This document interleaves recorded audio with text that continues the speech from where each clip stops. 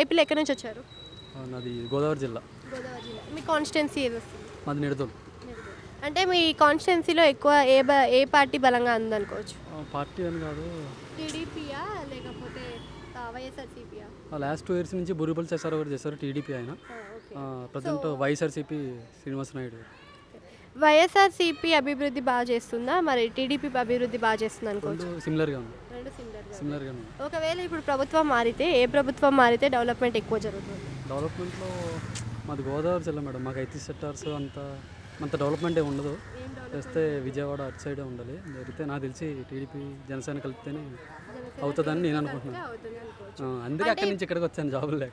Okay, ఇప్పుడు TDP, Congress, మన జనసేన మూడు కూడా అలయన్స్లో వస్తున్నాయి అని అయితే వినిపిస్తుంది. మూడు అలా అలయన్స్లో వస్తే జగన్ పరిస్థితి ఏమనుకోవచ్చు? కాంగ్రెస్ లేదు.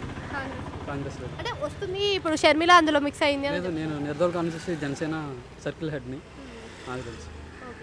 సో ఇప్పుడు జనసేన అంటున్నారు కాబట్టి చంద్రబాబు నాయుడు గారు పదవిలోకి వస్తే మరి పవన్ కళ్యాణ్ గారికి ఎలాంటి పదవి ఇస్తారు అనుకోవాలి? లేదు మేడం, ఆయనే చెప్పాడు కదా, పవన్ కళ్యాణ్ గారు చెప్పారు కదా, మేమేం బానిసలం కాదు, మేమే సీఎం అవుతాను, అలా అయితేనే మేము ముందుకెళ్తాం, లేదంటే.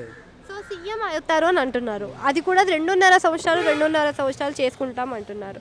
మరి ఈయన విజన్ 2047 కింద సింగపూర్ లాగా చేస్తాను ఆంధ్రప్రదేశ్ని అని ఒక మాటనైతే అంటున్నారు. మరి 2.5 సంవత్సరాలలో వీరిద్దరూ ఎలా సింగపూర్లో తీర్చిదిద్దగలుగుతారు? వాళ్ళిద్దరూ మాట్లాడుకుంటాం మేము, మీ ఫాలోవర్స్ అంతే, వాళ్ళు ఏం చెప్తే అదే ఫాలో అవుతాం. ఆయన తీసుకున్నది గుడ్ డెసిషన్ అవుతుంది. సో మేము అందుకే వాళ్ళు ఏం చెప్తే అదే ఫాలో అవుతాం. 2.5 years ఆయన చేస్తే 2.5 years చేస్తే మాకు ఓకే.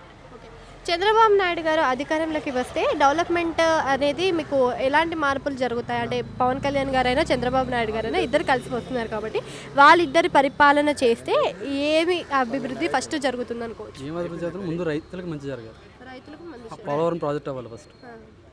అండ్ ఇప్పుడు ఐటీ సెక్టర్ ఎంతవరకు డెవలప్మెంట్ జరుగుతుంది అనుకోవచ్చు? ఐటీ తెలియదు మేడం అంత.